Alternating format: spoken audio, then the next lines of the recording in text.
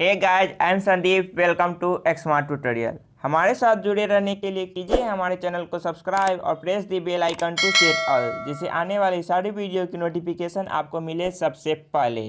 तो आज मैं फिर आपके लिए लेकर आया हूँ एक और इंग्लिश ट्रांसलेशन का टिप्स और ट्रिक्स, जिसमें आपको मैं सिखाने वाला हूँ कि किस तरह से आप किसी भी हिंदी सेंटेंस को देखते हैं उसे आप पहचानेंगे और रूल को फॉलो करके उसे देखते ही इंग्लिश में ट्रांसलेट कर देंगे बिना कलम उठाए। तो आज मैं देने वाला हूं आपको कुछ ट्रिक्स और टिप्स, जिससे आपको देखकर उस हिंदी सेंटेंस को इंग्लिश में ट्रांसलेट करना सीखना होगा। तो आपको क्या करना है कि इस वीडियो को पूरा ध्यान से देखना है, आपको उस रूल को याद करना है और आइडेंटिफिकेशन क्या है ये सारे आपको पहचाने होंगे।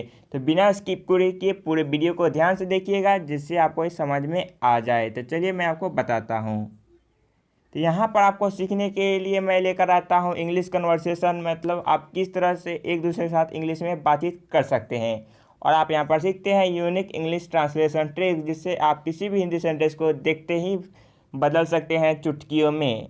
और आप यहाँ पर सीखते हैं इंग्लिश ग्रामर भी, और यहाँ पर सीख सकते हैं जनरल नॉलेज। और मैं ये सारी चीज़ें आपके लिए लेकर आता हूँ नए ट्रिक्स और टिप्स के साथ, जिससे आपको समझने में कोई परेशानी नहीं हो। तो चलिए, आज का टॉपिक है कि कैसे आपको किसी भी हिंदी सेंटेंस को देखते हैं इंग्लिश में ट्रांसलेट करना है। तो इसके लिए मैं आपको इसका आइडेंटिफिकेशन और रूल बता ही देता हूँ। तो आप बिना स्किप किए पूरे वीडियो को ध्यान से देखिएगा। यहाँ पर मैंने आपको जैसे दिया हूँ कुछ एग्जांपल जो आपके टेंस से रिलेटेड है। जैसे मैं सुबह से अंग्रेजी पढ़ते रहा हूँ, वह सोमवार से कहानी सुनती रही है, तुम हिंदी का अभ्यास करते रहे हो, क्या आप 2 बजे से खेलते रहे हो, क्या मैं सुबह से आपको नहीं पढ़ता रहा हूँ। तो ये सारे जो सेंटेंस है जो आप टेंस में पढ़ते हैं, प्रेजेंट परफेक्ट कंटिन्यूअस टेंस में, ये ऐसे सेंटेंस जिसमें आप क्या कंफ्यूज हो जाते हैं, किस में सिंस लगेगा, किस में फोर लगेगा, हैव लगाए कि हैज लगाए, क्या आपको क्या रूल इसका याद नहीं रहता है। तो चलिए मैं आपको इसके ट्रिक्स बताने वाला हूँ कि जिससे आपको रूल हमेशा के लिए याद भी हो जाएगा।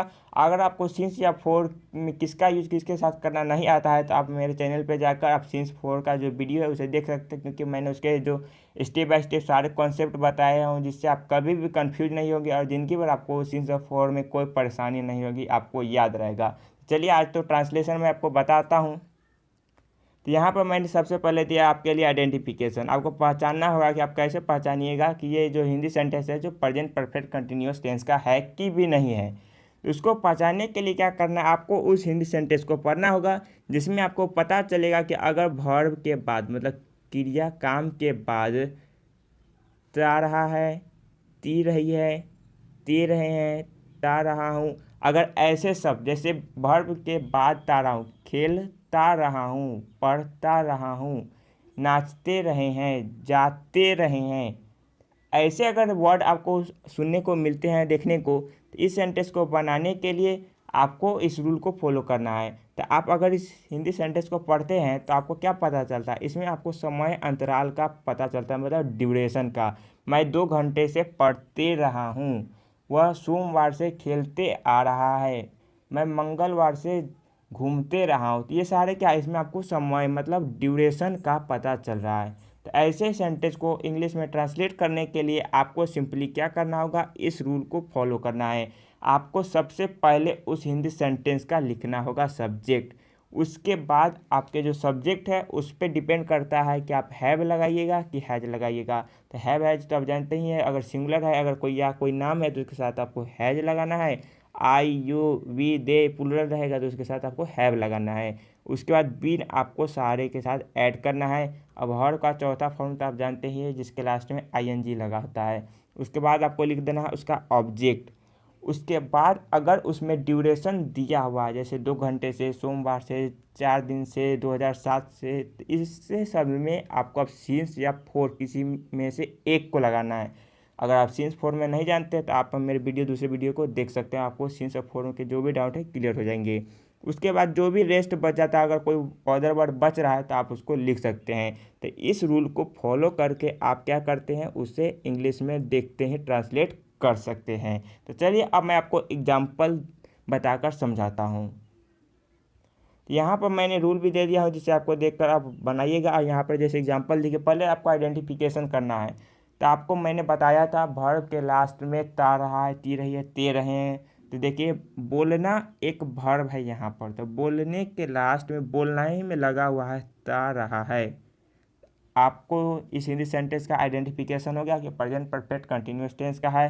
और सुबह से मतलब यह ड्यूरेशन हो गया कि आपका सुबह से वह अंग्रेजी बोलते रहा है। तो चलिए अब इसको आपको इंग्लिश में ट्रांसलेट करना है। तो आपको क्या लिखना है, सबसे पहले सब्जेक्ट। तो सब्जेक्ट क्या है, राम। तो राम का हम लिख दें यहाँ पर राम। उसके बाद हैव है या हैज, तो मैंने बताया आपको कि नाम रहे ही सी इट या कोई सिंगुलर रहता है उसके साथ हम हैज का यूज करते हैं। तो यहाँ पर देखिए हम कर दिए हैज। उसके बाद बीन, तो लिख दिए बीन। अब वर्ब का चौथा फॉर्म, तो यहाँ पर बोलना वर्ब है, तो इसका इंग्लिश होता है स्पीक, इसलिए हम लिख दिए यहाँ पर स्पीकिंग। उसके बाद ये ऑब्जेक्ट क्या है, राम सुबह से अंग्रेजी, तो अंग्रेजी बोलने का काम कर रहा है, तो यहाँ पर ऑब्जेक्ट हो गया हमारा इंग्लिश। उसके बाद देखिए सिंस या फोर में से कोई एक लगाते कब, जब ड्यूरेशन दिया हो तो यहाँ पर दिया हुआ है सुबह से, तो यहाँ पर हम लगाएंगे सिंस, क्योंकि यहाँ मेरा कंफर्म समय है कि सुबह से, तो इसलिए उसका सुबह का हो जाता है मॉर्निंग। तो Ram has been speaking English since morning. तो आप इसे क्या है इंग्लिश में ट्रांसलेट भी कर सकते हैं, इंग्लिश कन्वर्सेशन के रूप में यूज भी कर सकते हैं। तो आपको किसी भी हिंदी सेंटेंस को इंग्लिश में ट्रांसलेट करने के लिए इस रूल को फॉलो करना है। और मैं आपको कुछ इंट्रोगेटिव भी बता देता हूँ। जैसे यहाँ पर देखिए क्या वह 2 बजे से नृत्य का अभ्यास करती रही है, तो यहाँ पर वर्ब क्या है, अभ्यास करना। तो यहाँ पर देखिए ती रही है, आपका आइडेंटिफिकेशन कंप्लीट हो गया। और ये है इंट्रोगेटिव, क्या से स्टार्ट है। तो आप जानते हैं अगर कोई भी इंट्रोगेटिव क्या से स्टार्ट होता है तो उसके जो हेल्पिंग वर्ब या मॉडल्स होते हैं उसे हम सबसे पहले लिख देते हैं। तो यहाँ पर देखिए आपका क्या हो जाएगा, वह, तो वह का सी होता तो सी के साथ लगता है हैज, इसलिए हम लिख दिए सबसे पहले हैज। उसके बाद लिखेंगे सब्जेक्ट सी। उसके बाद हैज जब हम पहले लिख दिए इसलिए अब बच गया क्या हमारा बीन।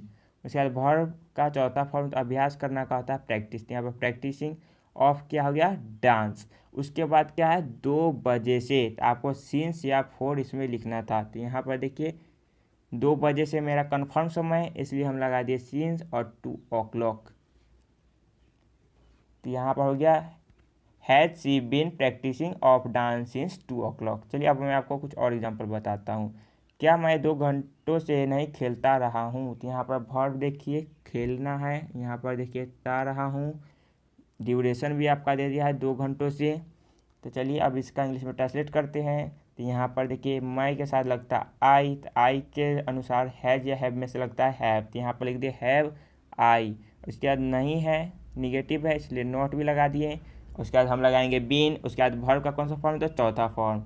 और उसके बाद देखिए 2 घंटों से, ये कन्फर्म समय नहीं है। आपको जहाँ पर आप रूल पढ़िएगा सिंस फोर का, तो उसमें 2 घंटे 3 घंटे या 4 घंटे से हैं, तो उसमें हम फोर का यूज करते हैं। यहाँ पर लिख दिए फोर, 2 घंटे से 2 आवर्स।